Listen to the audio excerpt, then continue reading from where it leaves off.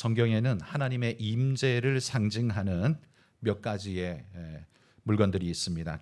표현들이 있습니다. 대표적인 것이 불로 표현되어집니다. 갈멜산에 불로 임하심, 성막 제단에 불로 임재하시고 마가의 다락방에 불로 임하신 사건들이 그 대표적이라 할 수 있죠. 이 불 외에도 하나님의 영광을 나타내는 상징으로 또 사용되는 것이 바로 구름입니다. 솔로몬이 성전을 짓고 성전을 완공하여 낙성식을 할 때에 그 성전 안에 하나님의 구름이 빽빽하게 들어차서 하나님의 임재를 나타냈던 것을 우리는 기억합니다. 그리고 오늘 본문에 보는 것처럼 성막을 짓고 완성했을 때 구름 기둥이 내려앉아서 하나님의 임재하신 사건을 오늘 우리가 보게 되죠.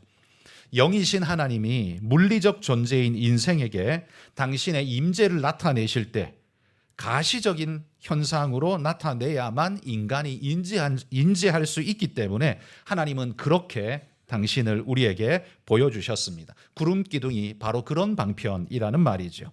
오늘 본문의 시작절인 9장 15절 말씀을 우리 먼저 다시 한번 읽어봅시다. 9장 15절입니다. 성막을 세운 날에 구름이 성막 곧 증거의 성막을 덮었고 저녁이 되면 불 모양 같은 것이 나타나서 아침까지 이르렀으되. 하늘의 요소인 구름이 인간의 세계에 내려앉았다라는 것은 하늘 하나님의 이 땅 임재를 나타내기에 가장 적합한 그런 상징이었습니다.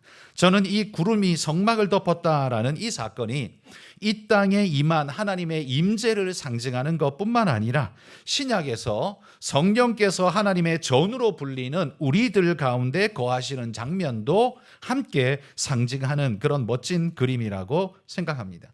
그래서 오늘 말씀은요, 이 구름이 성막에 덮이는 이 사건을 우리가 한번 살펴보면서 이 영광스러운 역사는 언제 시작되었으며 언제까지 지속되며 또한 어디에서 시작되었는가를 한번 살펴보고자 합니다. 그러면서 그것이 오늘 신약의 성도인 우리들에게 어떻게 적용될 수 있는지 함께 생각해 보도록 하겠습니다. 먼저 하나님의 임재를 상징하는 구름이 인간 세계에 내려앉은 이 사건은 언제 시작된 사건일까요? 방금 우리가 읽은 9장 15절의 말씀에 시작할 때 이렇게 읽었어요. 성막을 세운 날에 구름이 성막 곧 증거의 장막에 덮였다. 이렇게 표현하고 있습니다. 성막을 세운 날에. 성막이 세워지자 하나님께서 제일 먼저 그곳에 임재하셔서 구름 기둥으로 임재하셔서 당신이 여기가 바로 내가 거하는 곳이다 라는 것을 구름으로 보여주셨다라는 거죠. 그렇게 성막이 세워지던 날 구름으로 임재하신 그 날은 그러면 달력상으로는 언제쯤 될까요? 출애굽기 40장 17절입니다. 읽어봅시다. 둘째 해 첫째 달 곧 그 달 초하루에 성막을 세우니라. 여기 둘째 해는 출애굽하고 그 다음 해라는 말이죠. 첫째 달 초하루, 그러니까 출애굽 제2년 1월 1일에 성막이 완성되었습니다. 그리고 9장 15절에 의하면 바로 그날에 성막에 구름이 내려앉아서 구름 기둥이 뒤덮었다라고 이야기합니다. 하나님께서 당신의 임재의 상징을 일상적으로 그들에게 허락하신 날이 바로 성막이 완성된 그날에 구름 기둥이 임재하고 시작했다라는 이야기예요. 그러면 임재한 그 구름의 역사는 언제까지 지속되었을까요? 우리가 잘 아는 것처럼 가나안에 입성할 때까지 구름 기둥은 계속해서 이스라엘 백성을 인도하며 흘러가게 됩니다. 약속의 땅으로 인도하는 그날까지 구름 기둥은 그들을 떠나지 않고 계속 함께 하셨다라는 이야기예요. 그러면 마지막으로 구름의 임재 역사는 장소적으로 어디에서 시작되었을까요? 구름 성막이 완성된 그곳은, 성막을 지어서 완성한 그곳은 시내산이었습니다. 그러니까 하나님의 구름 기둥도 시내산에서부터 이제 그들과 함께하고 있는 모습을 볼 수 있는 거죠. 여러분, 시내산이 어디입니까? 시내산은 시나이 반도의 그 끄트머리에 붙어 있는 산을 우리는 시내산이라고 부르지 않습니까? 그러나 위치적으로 시나이 반도에 있는 그 산이라는 의미 정도가 아니라 시내산이 가지고 있는, 이스라엘에게 가지고 있는 의미는 굉장히 크고 깊습니다. 왜냐하면 이 시내산에서 하나님이 그곳에 임재하셔서 이스라엘과 언약을 맺어주신 곳, 거기가 시내산입니다. 그러므로 그때부터는 이제 하나님이 이스라엘의 하나님이라고 불리기 시작한 역사적이고도 상징적인, 하나님과 이스라엘이 남남이 아니라 하나인 그러한 의미를 시작한 곳이 바로 시내산이란 말이죠. 어떤 의미에서 보면 영적 이스라엘, 진정한 이스라엘의 출생지가 이 시내산과 같다라고 말해도 과언이 아닐 겁니다. 바로 그곳에서 이스라엘은 하나님과 언약을 맺습니다. 마치 하나님과 이스라엘이 결혼식을 하는 것처럼 그런 모습으로 언약을 맺고 영원히 내가 너를 떠나지 않고 버리지 않으며 너 또한 내 말을 순종하고 나와 영원히 함께하라고 언약식을 거행한 곳이 시내산입니다. 마치 결혼식과 같다는 거죠. 그렇다면 시내산은 하나님과 이스라엘의 결혼식장 같은 곳 아니겠습니까? 그렇게 놓고 본다면 그 시내산에서 출발해서 광야의 40년 길을 걸어가는 그 과정은 마치 무엇과 같으냐 하면 신랑이 신부를 데리고 신혼방을 찾아가고 있는 그 모습 같습니다. 그럼 신혼방은 어디일까요? 약속의 땅, 가나안의 모습이라 말할 수 있겠죠. 그러므로 시내산은요, 그 모든 의미에 하나님과 함께하는 모든 시간의 시작점입니다. 그러니까 그냥 산 하나가 아닌 거죠. 등산할 수 있는 그냥 산 하나가 아니라 이스라엘의 출발점과도 같은 의미 깊은 곳이라는 말입니다. 이스라엘은 출애굽 후에 홍해를 건넌 이후에 그때는요 구름 기둥이 없었습니다. 누구의 인도를 따라서 시내산까지 왔냐 하면 모세의 인도를 따라서 시내산까지 왔습니다. 그리고 그 시내산에서 성막을 짓고 성막이 완공되는 날 구름 기둥이 내려앉아서 그때부터는 구름 기둥의 인도를 따라서 그들이 광야의 길을 걸어가게 되는 겁니다. 이 구약의 구름 기둥은 하나님의 임재를 분명하게 상징하는 거죠. 그 구름 기둥의 모습이 신약에서는 어떻게 의미 지어지냐면 성령의 임재를 나타내는 것으로 우리에게 의미 지어집니다. 여러분, 구름이 이스라엘 진영의 성막을 덮었다라는 것은 하나님께서 그를 섬기는 이스라엘 백성과 자기 백성과 함께 하셨다라는, 함께 동행하셨다라는 것을 의미합니다. 그런 의미에서 하나님이 우리와 함께 하신다. 이게 단어로 의미가 뭐예요? 이름이 뭐예요? 임마누엘이라는 단어이죠. 그리고 하나님이 우리와 함께해서 살아가는 모든 삶의 시간, 이걸 우리는 신앙생활이라고 부르는 겁니다. 자, 그렇다면 우리의 신앙생활, 오늘 성막 위에 하나님의 구름 기둥이 내려앉는 것과 그것을 빗대어서 우리의 신앙은 그러면 언제 시작하고 언제까지 주님의 인도를 받고 또한 어디에서 그 일이 이루어지는가, 이 세 가지를 한번 살펴보겠습니다. 먼저 첫 번째, 우리의 신앙의 시작입니다. 구름이 이스라엘 가운데 덮인 날, 그날이 언제냐? 성막을 세우던 날이라고 했습니다. 이건 이스라엘 중심의 하나님이 좌정하신 날이었습니다. 그때부터 하나님이 그들 가운데 거하신다라고 이스라엘은 생각을 분명히 하게 됩니다. 그러면 우리에게는 어떤 의미일까요? 여러분, 저는 이 날 하나님이 그들에게 임재하신, 성막 위에 임재하신 구름 기둥의 날, 그날은 신약의 의미로 치자면요, 내가 예수 그리스도를 주로 고백한 그날, 하나님이 내 마음의 주인으로 임재하셔서 좌정하셔서 나와 함께 삶을 시작하신 그 영적 생일의 날이다, 이렇게 저는 생각합니다. 그 날은 그냥 교회에 처음 가본 날, 그날이 아닙니다. 교회에 처음 발을 들여놓은 날은요, 신앙 없이도 할 수 있습니다. 친구가 하도 가자 그래서 한 번쯤 가볼 수 있잖아요. 그러나 그날은 영적 생일이라고 말할 수 없습니다. 성막이 세워지는 그날은 어떤 의미입니까? 하나님이 이제 나의 하나님입니다라는 걸 그들이 결단하고 성막을 지었습니다. 그리고 거기에 하나님이 임재하셔서 반응해 주신 겁니다. 그러니 그걸 우리의 신앙에 빗대어 보자면, 내가 교회 와서 처음에는 몰랐지만 말씀을 들으면서 하루, 한 달, 두 달, 1년 지나가며 말씀을 듣고 깨우치고 하나님이 진짜 살아계시구나, 그 하나님이 날 구원하신 나의 하나님이구나라는 걸 믿음으로 고백하는 순간 하나님이 내 심령에 임하시게 된다는 말이죠. 마치 성막을 지은데 하나님의 구름 기둥이 내려앉는 것처럼 내가 예수 그리스도를 믿음으로 고백하는 순간 하나님이 내 마음속에 임재하시는 것입니다. 성도 여러분, 우리 주님의 인도를 여러분 사모하시죠? 주님께서 나와 함께 동행하시며 나를 이끌어 주시기를 소망하시죠? 그렇다면 여러분 안에 바로 성막을 세우시기를 소망합니다. 껍데기 천막을 치라는 말이 아니라 여러분 마음의 성막을 세우시라는 말입니다. 주님이 그날 그 순간부터 나와 함께 하게 될 겁니다. 그 성막에 구름이 덮이듯 주님께서 우리와 함께 하실 겁니다. 주님을 여러분의 지성소로 모시십시오. 여러분의 심중의 지성소, 마음의 지성소에 주님께서 좌정하시도록 여러분 모십시오. 주의 이름을 부르는 자, 하나님께서 그에게 임재하셔서 그들이 하나님의 자녀가 되게 해주겠다고 주님이 약속하지 않았습니까? 그 믿음으로 고백하고 주님과 늘 동행하는 인생길 되시기를 축복합니다. 그런데 여기서 한 가지 우리가 유의해야 할 게 있습니다. 그건 뭐냐면 우리 몸이 교회 안에 있다고 해서 우리 모두가 진정한 구원의 백성이 되는 것은 아니다라는 이 두려운 사실을 알아야 합니다. 출애굽한 이스라엘 무리 속에요, 출애굽해서 함께 행진하는 과정 속에는 동행했는데 하나님을 나의 하나님으로 모시지 않는 그 무리들이 있었습니다. 그들을 성경은 누구라고 부르냐면 섞여 사는 무리들이라고 말합니다. 자, 민수기 11장 4절 읽어보겠습니다.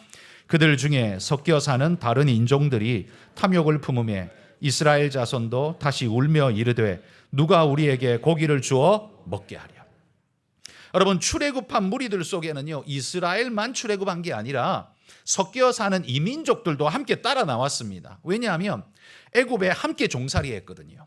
그때에 애굽 왕 바로가 다 나가라 라고 추방령인지 해방령인지를 선포할 때 그때 이스라엘뿐만 아니라 함께 종살이하던 떠나기를 원하는 자들은 그 무리에 섞여서 함께 썰물처럼 따라 나온 겁니다. 함께 따라 나오기는 했는데 자신들은 하나님을 모릅니다.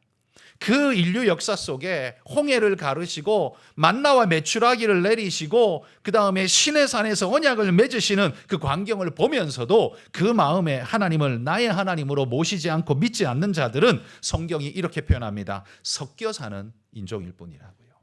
그들은 이스라엘이 아니라고 말합니다. 비록 혈통적으로 이스라엘이 아니라도 그들이 하나님의 백성 되었다면 하나님은 그들을 영적 이스라엘로 삼아 주셨을 겁니다. 그런데 그들은 바로 거기에 동화되지 않았습니다. 그들은 이스라엘의 무리 속에 스며들어와서 함께 지금 행진은 하고 있는데 하나님이 그들의 마음속에 스며들어가지는 않았습니다. 그러니까 그들은 마음을 열고 하나님을 나의 하나님으로 모시지 않았다는 말이에요. 몸은 이스라엘과 함께 하는데 그들의 영혼은 하나님과 함께 하지 않았다라는 말입니다. 그래서 그들은요, 그들의 심령 속에 지성소가 없는 자들입니다. 하나님을 나의 구주로 모시지 않고 옆에서 구경하는 자들일 뿐이었습니다. 그러니까 여러분, 교회 다니는 사람 중에도요, 옆에서 구경하는, 하나님에게서 좀 멀찍이 떨어져 있는 사람들이 있지 않습니까? 대표적으로는 교회 처음 나온 분들이 그렇습니다. 처음 나오자마자 신앙을 확고하게 갖는 사람이 어디 있겠습니까? 처음 나왔을 때는요, 그냥 구경 삼아 나왔습니다. 아니, 교회에서 도대체 무슨 소리 하나 들어보자. 그리고 나왔습니다. 오고 싶지 않았는데 친구가 하도 땡겨가지고 가자고 간청을 해서 못 이긴 척하고 따라 나와 주었습니다. 그런 분들은요, 옆에서 구경하는 사람일 수밖에 없습니다. 그런데 그건 자연스러운 거죠. 당연한 겁니다. 그러나 그 과정 속에서 말씀을 들으며 하나님을 알아가는 겁니다. 하나님이 그 마음에 노크하는 소리를 듣고 마음 문을 열기 시작하면 그가 이제는 그냥 구경 오는 사람이 아니라 하나님이 내 하나님이 되는 거죠.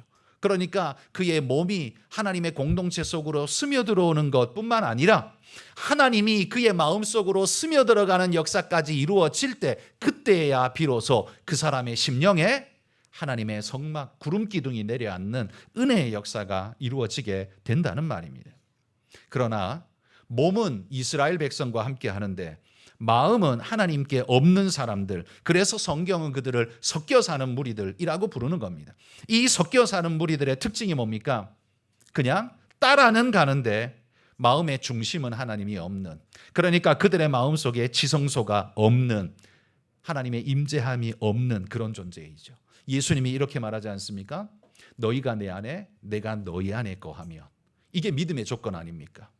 그냥 교회 구경하러 발걸음을 하는 정도가 아니라 너희가 내 안에, 내가 너희 안에 이렇게 서로 함께 녹아 들어갈 때, 그때 신앙의 역사는 진짜 일어난다라는 말입니다. 성도 여러분, 교회가 어떤 곳인가 둘러보러 올 수 있지만 그렇게 오신 분들 마음 문을 열고 우리 하나님 말씀을 듣고 주님을 여러분의 주인으로, 주님으로 모시는 그런 분들이 되시기를 소망합니다. 그러면 하나님께서 여러분의 심령 속에 구름 기둥이 내려앉듯 여러분의 심령 속에 임재하셔서 여러분의 하나님이 되시고 여러분을 인도하시는 주인이 되실 줄 믿습니다. 그러면 두 번째, 그러면 이 신앙생활은 언제까지 지속될까요? 주님의 인도는, 구름 기둥의 인도는 언제까지 지속되었습니까? 가나안 땅에 들어갈 때까지입니다. 그걸 우리에게 비유하면 언제까지일까요? 천국에 들어갈 때까지입니다. 여러분, 그러면 하나님은 우리가 천국 들어갈 때까지만 그 과정에만 함께하고 들어가고 난 다음에는 함께하지 않습니까?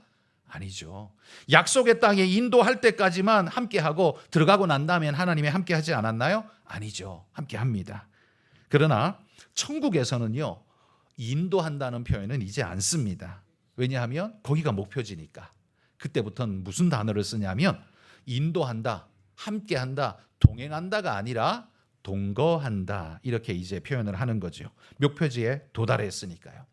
영원토록 내가 너와 함께한다라고 성경이 약속합니다. 자, 두 구절을 읽어볼 텐데요. 요한복음 14장 16절 17절 읽습니다. 내 이름으로 무엇이든지 내게 구하면 내가 행하리라. 너희가 나를, 그가 또 다른 보혜사를 너희에게 주사 영원토록 너희와 함께 있게 하리라. 여기 보면 예수님이 또 다른 보혜사, 이게 누구냐면 성령이시죠. 성령을 너희에게 주사 영원토록 함께 있게 하겠다고 말합니다. 마치 성막, 그들이 하나님을 나의 하나님으로 고백하고 성막을 지음에 하나님께서 구름 기둥으로 그들 가운데 임재하신 것처럼 우리가 예수 그리스도를 나의 주라고 고백하자 성령께서 우리 위에 임재하셔서 영원히 함께하고 계신 그 모습이 지금 펼쳐지고 있는 겁니다. 자, 또 하나 히브리서 13장 5절입니다. 읽습니다. 돈을 사랑하지 말고 있는 바를 족한 줄로 알라. 그가 친히 말씀하시기를 내가 결코 너희를 버리지 아니하고 너희를 떠나지 아니하리라 하셨느니라.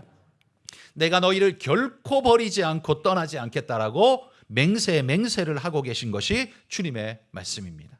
그러니까 여러분, 우리는 하나님과 첫 만나는 처음의 시작점은 있어요. 그러나 그분이 우리를 영원히 떠나지 않기 때문에 마지막 시간은 없습니다. 왜냐하면 영원히 함께 하니까요.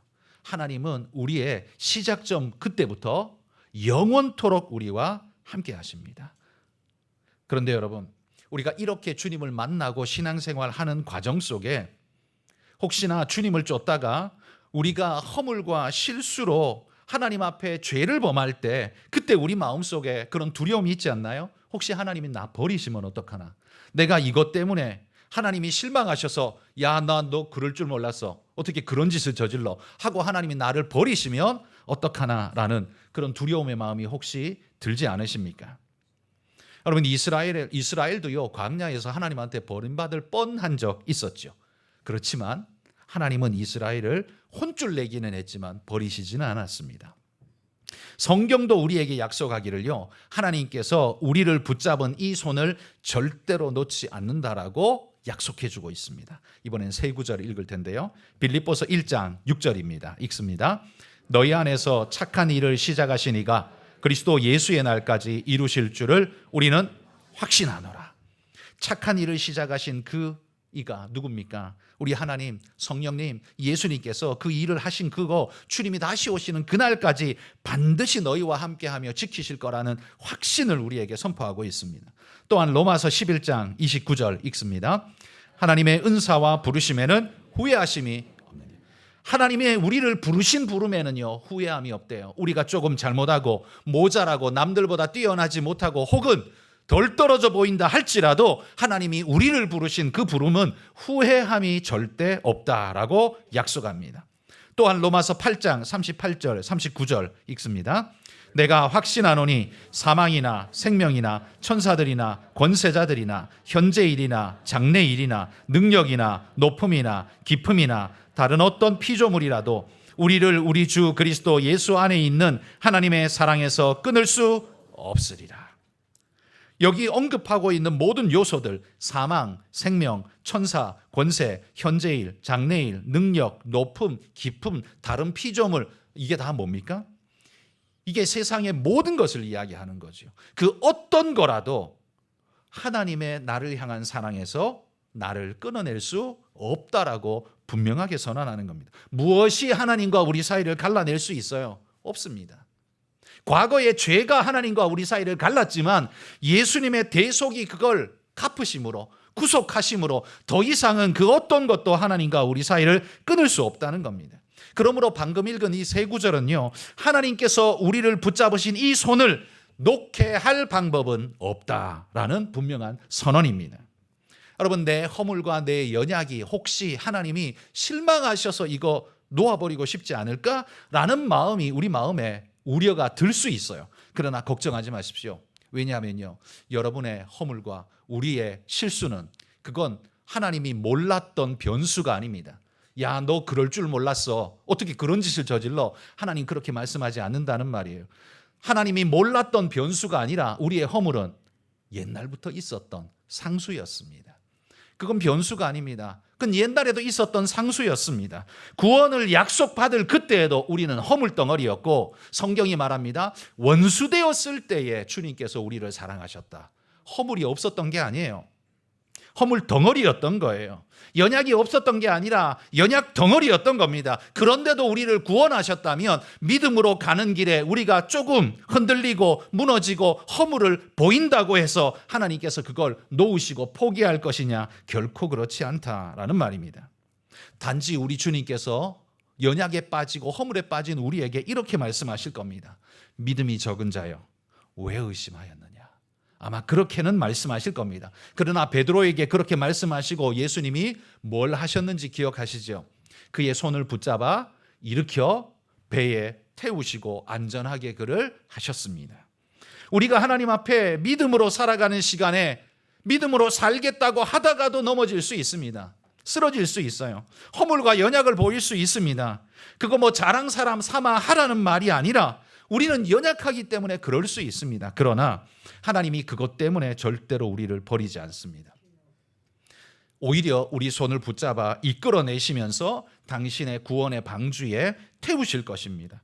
그러므로 여러분, 오히려 그런 하나님이 내 아버지 하나님이라는 사실을 감격과 기쁨으로 받으시길 소망합니다. 내 허물과 내 연약은 하나님이 나를 버리실 이유가 결코 되지 못한다. 왜냐하면 원래부터 우린 그런 존재였으니까요. 하나님은 그거 알고도 우리를 구원하셨다는 사실입니다. 그러므로 하나님의 우리를 동행하시는 은혜의 이 구름 기둥의 동행길은 언제까지냐? 우리가 구원에 이르는 그 날까지 변함없이 지속될 것입니다. 마지막 세 번째, 그러면 하나님의 구름 기둥이 내려앉은 그곳, 장소 어디였습니까? 하나님의 임재의 시작, 그건 어디였습니까? 성막이 완성되었을 때 거기에 구름 기둥이 내려앉았다 그랬습니다. 그러면 성막을 어디에서 지었어요? 시내산에서 지었습니다. 시내산에서 1년 시간 동안 머물렀는데요. 그때 성막을 지었어요. 성막을 완공하는 그날 하나님의 구름 기둥이 내려앉았습니다. 그러니까 시내산에서 하나님의 구름 기둥이 임재했다는 거죠. 하나님께서 이스라엘과 그 시내산에서 언약을 맺으시고 하나님과의 아름다운 관계가 시작되는 그날에 하나님께서 이스라엘에게 구름 기둥으로 우리에게 구름 옷을 입혀 주신 겁니다. 여러분, 그렇다면 신약의 우리는 어떨까요? 우리가 주님의 말씀을 믿고 따르며 그분을 나의 주, 나의 하나님이라고 고백하면요, 바로 그때부터, 그게 바로 우리의 신의 산입니다. 그때부터 하나님이 우리와 임재하시고 우리의 아버지가 되시고 우리를 이끄시는 줄 믿습니다. 여러분, 그리고 그 하나님의 임재의 옷을 입은 사람들, 그 무리들이 모인 공동체, 그걸 뭐라고 불러요? 그걸 교회라고 부르는 겁니다. 잘나서 교회가 아니고요, 참 덜 떨어지고 모자란데 하나님이 당신의 은혜로 건져내신 사람들, 그들을 모아놓은 것, 그래서 교회입니다. 그래서 교회는 어찌 보면 덜 떨어진 무리들, 실수의 무리들, 맨날 싸우는 무리들, 그럴 수 있어요. 왜? 우리가 원래 그럴 때 구원받았으니까요. 그러나 우리는 그 하나님을 바라보고 계속해서 달려나가는 공동체입니다. 여러분, 우리에게 그런 교회가 필요한 이유가 뭡니까?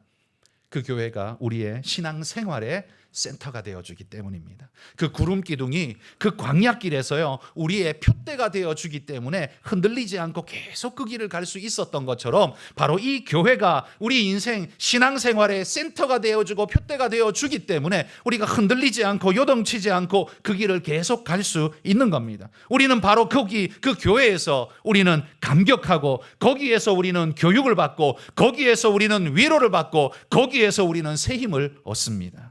그래서 우리에게는 교회가 너무나 필요합니다. 여러분, 나 혼자 천성까지 외로이 가기에는 너무 힘들기 때문에 하나님께서 붙여주신 하늘의 길동무, 그게 바로 교회라는 말이에요. 그 길동무가 교회이고, 그 길동무들이 결국 도달하게 되는 결국의 최종적 도착지, 거기가 바로 천국입니다. 그렇다면 이 교회가 확장되고 쭉쭉 시간적으로도 뻗어나가면 그게 어디에 닿아요? 천국에 닿는다라는 말입니다. 여러분, 이 지상의 교회는 천국은 아닙니다. 죄도 보이고 허물도 보이고 연약도 보이고 눈물도 있습니다. 지상의 교회는 천국이 아닙니다. 그러나 분명히 믿으십시오. 천국은 완벽한 교회일 것입니다. 그 천국에는 하나님을 알라 하는 자 하나 없이 모두가 하나님을 알 것이며, 누가 제대로 예배드리라 하지 않아도 모두가 감격으로 예배할 것이며, 그분의 은혜와 사랑을 직접적으로 보고 받으며 누리는 은혜의 삶이 그곳에서는 진행될 것입니다. 그래서 천국은 가장 완벽한 교회일 것입니다. 그런데 이 부분에서 우리가 한 가지 꼭 짚고 넘어갈 부분이 있습니다. 여러분, 성경책을 한번 보십시오. 오늘 본문의 18절부터 23절을 한번 보십시오. 거기 보면 계속 반복되는 어구가 하나 나옵니다. 뭔지 한번 찾아보십시오. 계속 반복되는 게 있죠. 여호와의 명령을 따라. 몇 번 나오나 한번 세보십시오. 네, 한번 세보십시오. 지금 세어보세요. 몇 번 나오나.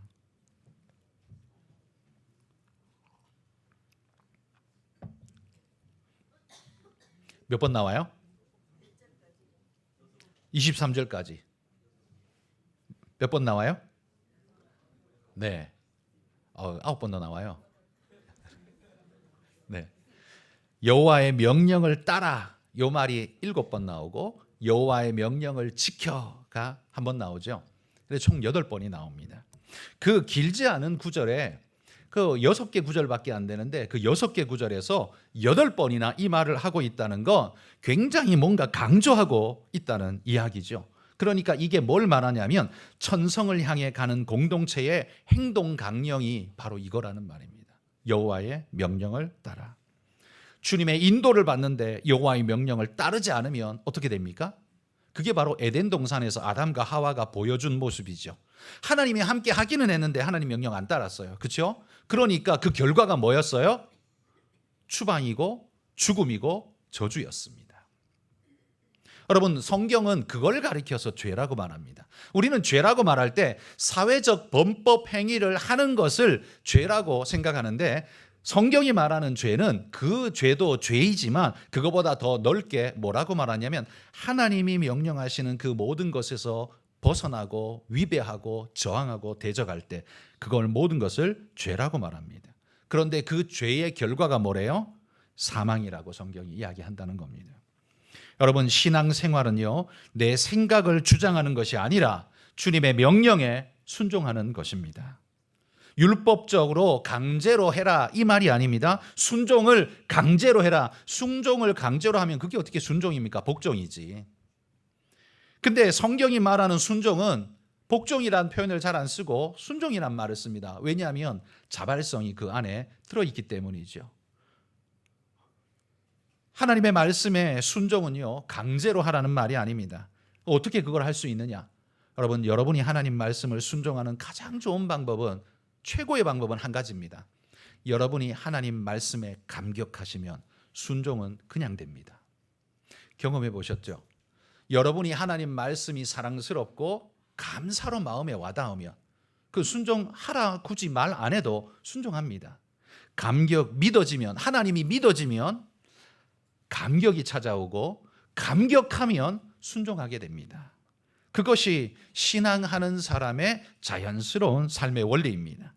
그런 사람은 인생길, 삶의 발걸음이 굉장히 가볍고 즐거울 것입니다. 이 말은 인생이 어렵지 않다는 말을 하는 게 아니에요. 돌짝밭이 없다는 말이 아니라 돌짝밭이 있어도 내 사랑하는 주님 손을 붙잡고 가는 그 걸음이 행복하고 기쁠 거라는 말입니다. 힘들어도 5살짜리 꼬맹이가 엄마 손 붙잡고 어디를 가든 따라가는 그 모습처럼 어떤 길을 걸어도 상관없습니다. 하나님이 내 손 붙잡고 가는 이 길은 내게 행복입니다 라고 말할 수 있는 그 인생, 여러분, 그게 바로 신앙생활 아닙니까? 돈을 많이 벌게 해줘야 하나님이고 돈 못 벌면 하나님 아닌, 그거 아니잖아요. 그것과 전혀 상관없잖아요. 하나님과 동행하는 그 길 자체가 여러분에게 행복이 될 수 있길 소망합니다. 그리고 그것이 천국까지 이어진다라고 주님이 분명히 약속했으니 우리 인생은 여러분 아무리 못해도 천국인 어마어마한 축복을 받은 존재라는 것 기억하며 감사함으로 이 땅 살아가시기를 주의 이름으로 축복합니다.